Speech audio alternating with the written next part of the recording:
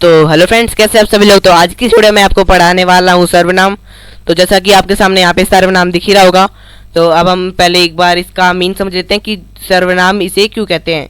तो जो सर्व है, सर्व का मतलब होता है सभी, और जो नाम है, और नाम का मतलब आपको पता होगा कि आप इसे नाम ही कहते हैं।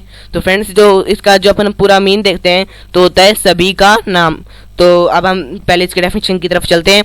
तो फ्रेंड्स, जो इसकी डेफिनेशन है वो है, परिभाषा में जो हमारे पास डेफिनेशन है वो है, संज्ञा के स्थान पर प्रयुक्त होने वाले शब्द सर्वनाम कहलाते हैं। तो फ्रेंड्स, जो हमारे संज्ञा के स्थान पर प्रयुक्त किए जाते हैं वो सर्वनाम कहलाते हैं। आपको आगे ये समझ में आ जाएगा कि सर्वनाम एग्जैक्ट होते क्या हैं। तो अब हम आगे पढ़ते हैं। ये किसी भी संज्ञा के स्थान पर प्रयुक्त किए जा सकते हैं। तो आपको इसका भी मीन समझ में आ गया होगा कि ये संज्ञा के स्थान पर प्रयुक्त किए जा सकते हैं। ये किसी भी संज्ञा के स्थान पर प्रयुक्त किए जा सकते हैं।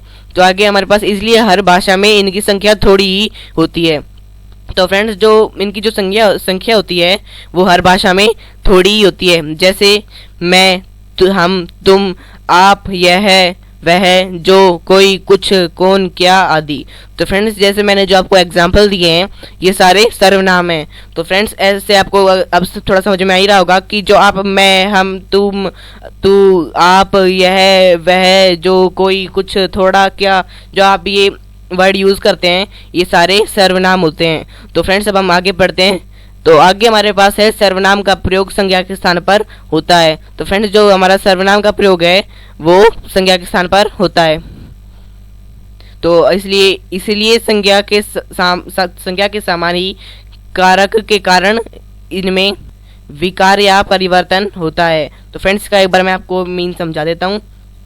तो फ्रेंड्स, जो इसका मतलब है, तो आप इसको अगर अच्छे से समझेंगे तो आपको इसका मतलब समझ में आ जाएगा कि संज्ञा के समान ही, तो फ्रेंड्स जो संज्ञा होती है संज्ञा के समान ही कारक के कारण। तो फ्रेंड्स, जो कारक होते हैं वो आपको पता ही होगा कि कारक क्या होते हैं। इसके जो चिन्ह होते हैं वो भी आपको याद होते होंगे। तो इसमें है फ्रेंड्स कि कारक के कारण इनमें विकार या परिवर्तन होता है। तो फ्रेंड्स, जो विकार होता है वो एक तरह से उसके विकार का मतलब परिवर्तन ही होता है। तो फ्रेंड्स, अब हम आगे पढ़ते हैं। तो हम जैसे एग्जांपल में हमारे हमने, हमको, हमसे, मैंने, मुझको, मुझसे आदि। तो फ्रेंड्स, आपको ये समझ में ही आ रहा होगा कि हमने, हमको, हमसे, मैंने, मुझको, मुझसे आदि ये इसके एग्जाम्पल हैं। तो हम आगे बढ़ते हैं। इसे भी संज्ञा की तरह एक वचन या बहुवचन का रूप दिया जा सकता है। तो फ्रेंड्स, जो ये जो आपको मैंने अभी बताया, इसे भी संज्ञा की तरह एक वचन या बहुवचन रूप में लिखा जा सकता है। तो फ्रेंड्स, अब हम आगे बढ़ते हैं। तो फ्रेंड्स, हमारे पास जो आगे आता है वो है, संज्ञा के समान इनके साथ संबोधन का प्रयोग नहीं किया जा सकता। तो फ्रेंड्स, इसमें संज्ञा के समान इनमें जो संबोधन होता है उसका प्रयोग नहीं किया जा सकता। तो अब हम सर्वनाम के भेद पढ़ेंगे, मतलब सर्वनाम के टाइप्स पढ़ेंगे। तो फ्रेंड्स, जो हमारे पास सर्वनाम के भेद हैं वो हैं, सर्वनाम के निम्नलिखित 6 भेद होते हैं। तो फ्रेंड्स, अगर आपसे कोई भी पूछे कि सर्वनाम के कितने भेद होते हैं तो आपको कहना है कि सर्वनाम के 6 भेद होते हैं। तो अब हम आगे बढ़ते हैं। तो फ्रेंड्स, यहाँ आपको आपके सामने सारे टाइप्स दिख रहे होंगे सर्वनाम के, और जो इनके टाइप्स हैं हिंदी में, इनके आगे इनकी इंग्लिश में टाइप्स के नाम भी लिखे हुए हैं। तो फ्रेंड्स, जो हमारा फर्स्ट टाइप है वो है पुरुषवाचक सर्वनाम। तो फ्रेंड्स, आपको यहाँ पे सामने पुरुषवाचक सर्वनाम दिख रहा होगा। और जो हमारा सेकंड टाइप है वो है निश्चयवाचक सर्वनाम, और थर्ड अनिश्चयवाचक सर्वनाम, संबंधवाचक सर्वनाम, प्रश्नवाचक सर्वनाम, निजवाचक सर्वनाम और पुरुषवाचक सर्वनाम।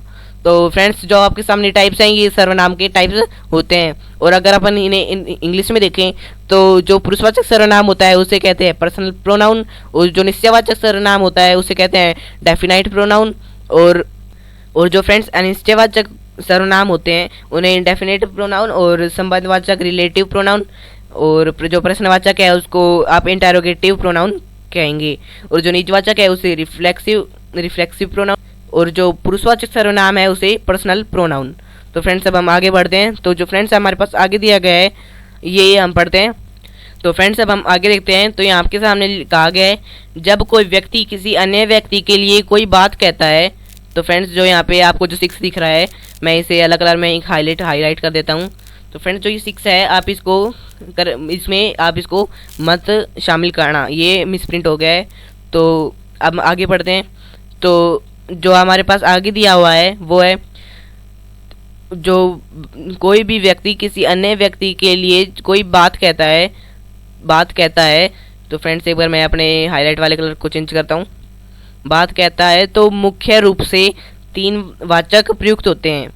तो फ्रेंड्स अब हम वो 3 वाचक भी देख लेते हैं। एक तो है वक्ता, एक श्रोता और एक अन्य। तो अब मैं आपको वक्ता का मतलब बताता हूँ। वक्ता होता है जो बोलने वाला होता है, और जो श्रोता होता है वो सुनने वाला, और जो अन्य होता है वो जिसके बारे में बात होती है, मतलब जिसके बारे में कहा जाता है। तो अब मैं आपको एक बार इसका एक एग्जांपल देके बता देता हूँ, जिससे आपको अच्छे से समझ में आ जाएगा। तो फ्रेंड्स जैसे अगर आप हो और आप किसी अपने दोस्त को कुछ बात कह रहे हो, तो आप जो कह रहे हो आप तो हो जाओगे वक्ता, मतलब बोलने वाले। और जो आपकी बात सुन रहा है, जो आपका दोस्त है, वो है जो सुनने वाला है, वो हो जाएगा श्रोता। और जो आप जिसके बारे में बात कर रहे हो, मतलब आप जिसके बारे में बात कर रहे हो, वो हो जाएगा अन्य। तो फ्रेंड्स आपको इसका समझ में आ गया होगा। तो अब हम आगे बढ़ते हैं। तो फ्रेंड्स जो हमारे पास आगे आता है, इसे हम पढ़ते हैं।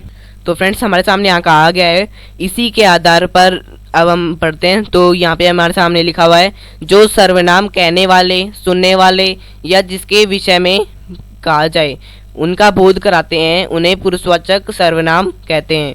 तो इनके मुख्य 3 भेद हैं। तो फ्रेंड्स जो ये होता है हमारा, जो कहने वाला, सुनने वाला या जिसके विषय में बात की जाती है, जो उनका बोध कराते हैं, उन्हें पुरुषवाचक सर्वनाम कहते हैं। ये पुरुषवाचक सर्वनाम एक सर्वनाम का भेद है, और ये मैं आपको ऊपर बता चुका हूँ। तो अब हम आगे चलते हैं। तो जो उत्तम पुरुष रहता है वो होता है बोलने वाला, और जो मध्यम पुरुष रहता है, जो जिससे बात कर रहे हैं, वो जो अन्य पुरुष रहता है वो होता है जिसके बारे में बात की जा रही है। तो अब हम आगे पढ़ते हैं। तो आगे हमारे सामने उत्तम पुरुष। तो फ्रेंड्स जो हम अभी पुरुषवाचक सर्वनाम पढ़ रहे हैं, और जो उत्तम पुरुष है मतलब फर्स्ट पर्सन, सेकंड पर्सन और थर्ड पर्सन, मतलब उत्तम पुरुष, मध्यम पुरुष और अन्य पुरुष, ये पुरुषवाचक सर्वनाम के टाइप्स हैं। तो अब हम इसको पढ़ते हैं। तो अब हम पहले पढ़ेंगे उत्तम पुरुष। तो अब हम इसको पढ़ते हैं। तो इसमें हमारे सामने लिखा गया है कि बोलने वाला या लिखने वाला व्यक्ति अपने लिए जिन सर्वनामों का प्रयोग करता है वे उत्तम पुरुष सर्वनाम कहलाते हैं। तो फ्रेंड्स आपको ये समझ में आ रहा होगा कि जो बोलने वाला अपने लिए जो सर्वनाम प्रयोग करता है उन्हें उत्तम पुरुष सर्वनाम कहते हैं।